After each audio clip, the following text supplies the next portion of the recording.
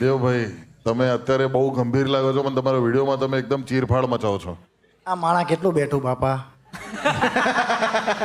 ભાઈ એ એટલો ક્યુટ અને ઇનોસન્ટ છે ને. મેં પૂછ્યું કે અરે દેવ હમણાં દીપ પરફોર્મ કર્યો, મેં પૂછ્યું કે આ શું એપલ વોચ પહેરી છે? તો તે હું કીધું મને ભાઈ જો ખબર નથી, આ તો શોમાં આવવાનું હતું ને તે ઓલો બેઠો જો જીમિત, એને કીધું કે પહેરી લે એટલે મેં પહેરી. તો એ પહેરીને તો આવી ગયો છે. એટલે મેં કીધું કે આને શોમાં આવવા માટે ઘડિયાળ પહેરી, અને મારો આ 12મો 13મો શો છે, મને હાથ પર વાળ સિવાય કઈ નથી આવી રહ્યું. મારી પરસેવાળી પર ના ના ચાલશે, વાળ સારા છે. ડીએનએ ચોટી જશે મનનભાઈ. પણ દેવ તું સુરેન્દ્રનગર થી ને? યસ. કોઈ છે સુરેન્દ્રનગર નું?